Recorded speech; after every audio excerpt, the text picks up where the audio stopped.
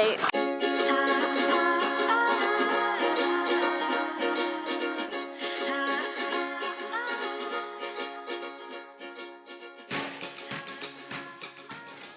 Hi, and welcome to the Joley Aire vlog. If this is your first time joining us, welcome. We're super excited to have you here.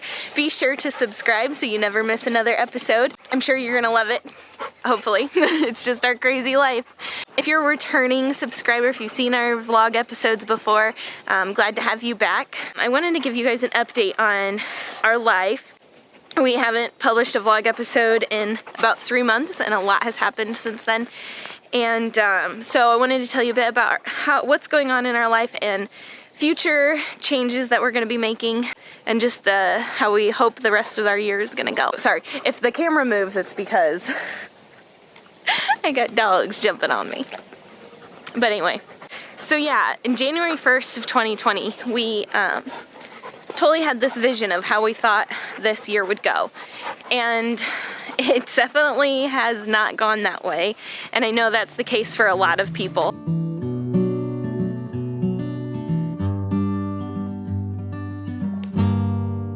Obviously, coronavirus has impacted a lot of people, but that isn't the only thing that didn't go as planned for us. We started out this year with 4 dogs in heat: Izzy, Akira, Denali, and Reagan.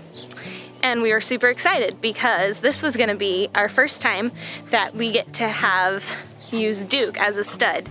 Duke is our Phantom Standard Poodle, and we have had him since he was 6 months old, and have raised him, and just have been super excited about the prospect of him being the father to our Bernese Mountain Dog Bernedoodle puppies. When all 4 girls came into heat, we put him in with each girl one at a time, and he just couldn't figure it out. So we tried artificial insemination and anxiously waited.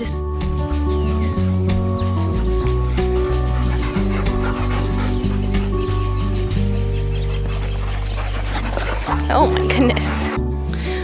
Well, March 10th was the due date for Izzy, and each dog, a few days after that.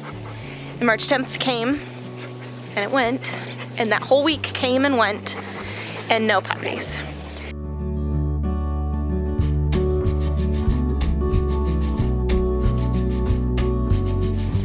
So, to say we were heartbroken and devastated would probably describe our feelings pretty well at that time. It was really hard to go through. Not only were we just really sad not to have that happen, but also financially, we were gonna take a pretty big hit. If you have followed our YouTube channel for a while, you'll know that we just recently made the decision for Brian to quit his job as an electrician, and so we were going to be relying 100% on our dog income, which we felt like was a pretty well thought out and well planned move. Based off our experience and how things had gone the last 3 years as dog breeders, we thought this is gonna be a pretty, easy transition.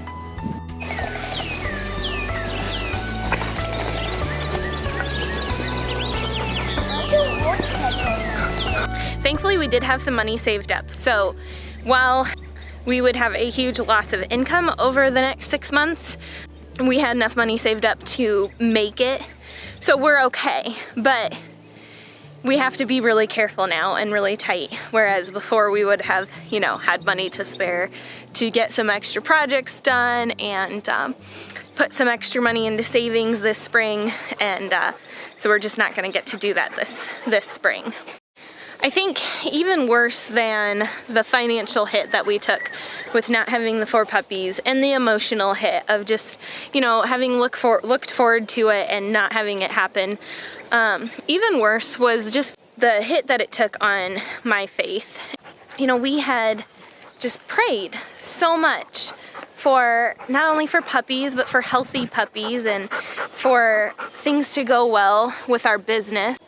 We really felt like God was leading us toward this decision of Brian quitting his job and us, moving toward this self-employed lifestyle. And And then to not have puppies this first go around, I don't know, I just really questioned whether it was in God's plan for us to have done this. If we, did we make this huge mistake of making this move? Or are we just so out of touch with what God wants for our lives that we, made this like huge mistake or something? Or, does he not approve? A lot of questions went through my mind, and I just really struggled for a while.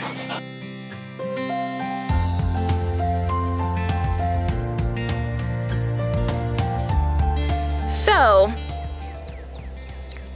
weeks ago, I didn't really know why God would not let us have 4 litters of puppies like we had planned.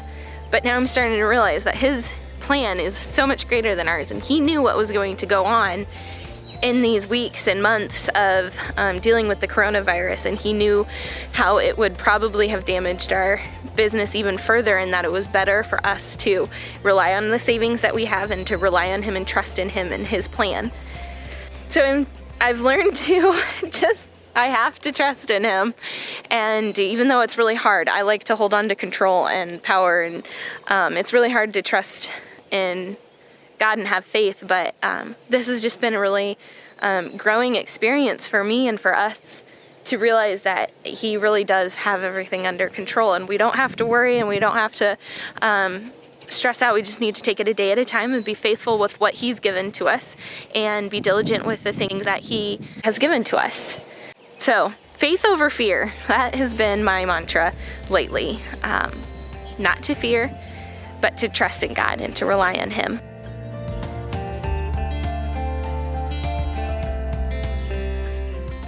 One of the interesting things is that just financially, so we have enough to live off of until Ronnie has puppies without touching our emergency fund. But it's close. I mean, if there's anything extra, we have to really adjust our budget. But all of a sudden lately, we've had a few random bits of income, of money come in that we weren't expecting, and I just think it's God saying that he's going to take care of us. So that's been really cool. Just $100 here, $50 there, but it's just enough to realize that even without things going according to our plan, God's going to provide. He says he'll take care of the lilies of the valley and flowers and birds and sparrows and whatnot, but and so how much more will he take care of his children? And we're definitely experiencing that lately. So what does this mean for our future? For a while, I thought we were just going to be done with dog breeding, and I'm happy to say that is not the case. We are going to keep plugging away at it because I do still feel like this was God's plan for us to do, and that it's the right path for us to be on. So we're going to continue to breed dogs. Our next litter that we expect is from Ronnie. She should be coming into heat soon, so we'll breed her to Chewy and have F1B mini golden doodles in. They'll be ready to go in like June or July. So that's exciting. And then we're going to try again in the fall. We'll have Reagan, Ronnie, Akira, Denali, Izzy. Or no, not Ronnie, sorry. Reagan, Izzy, Akira, and Denali should all come into heat probably at the same time. Again, because once they start syncing up their heats, they'll probably continue. We're not going to totally rely on Duke this time. We're going to try a few new things to hopefully prevent this all from happening again. So we're going to try progesterone testing. Basically what that is that you test their progesterone levels, and when they ovulate, there's a spike in their levels. And so it helps people to have a really accurate timing for the breeding, and that way you don't have to breed them as much because dogs stay into heat for 3 weeks, and they're not fertile for that entire 3 weeks. So just getting more accurate on the timing hopefully will help us. We are going to have a backup stud. So for Reagan and Izzy, I think we'll use Chewy as a backup stud, and we're possibly looking at some others for Akira and Denali. We'll see what happens with that. We talked about getting Duke's sperm tested, but I'm struggling to find any place that will do it. So I don't know if that'll happen. But and then just also Duke getting older and more mature. Hopefully that will help him figure it all out. I don't know. We'll see. But just a few things that hopefully will help prevent this, and we'll have Bernedoodle puppies later this year. Would be awesome.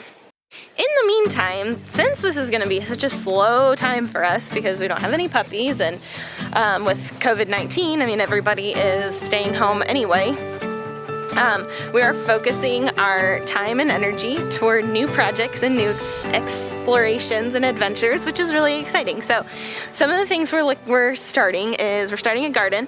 I used to garden at our old house, but it was like super small and not very exciting. So we're starting a garden. We're also getting chickens, and we're kind of working toward like homesteading. And just becoming self-reliant and self-sufficient in our property. We've got about 3 acres, and to me it just seems silly not to utilize that to save money to feed our family and feed our dogs.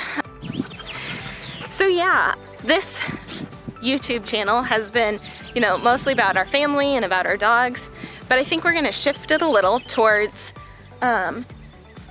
following our journey with homesteading, because it's all kind of interrelated and connected, and it's hard to talk about one without the other. So while we will still have lots of videos of kids and dogs and all that, we're also going to include stuff about our homesteading journeys. So I hope you enjoy that, and I hope that is something that you'll look forward to watching. So I'm kind of shifting towards, since I have extra time now, shifting towards working on education. So part of being dog breeders, I feel a very huge responsibility toward making sure that our puppy buyers and puppy owners have the tools and resources they need and the education they need to confidently take home their puppy and train their puppy and care for their puppy.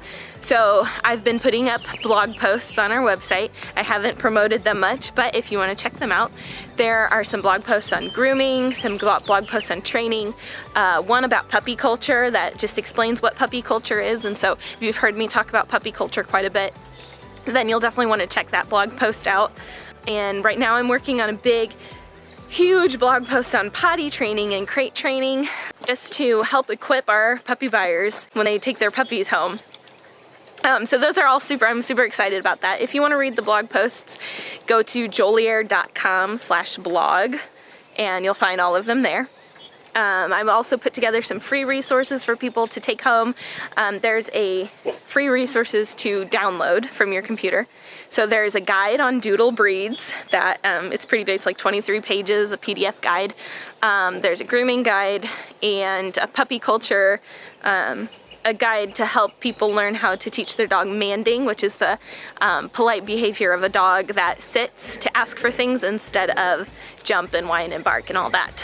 Yeah, so those can be found on jolyer.com/free resources, free-resources. So I'd be super excited if you checked those out and let me know if you like them, so I can know whether I should keep making them or not.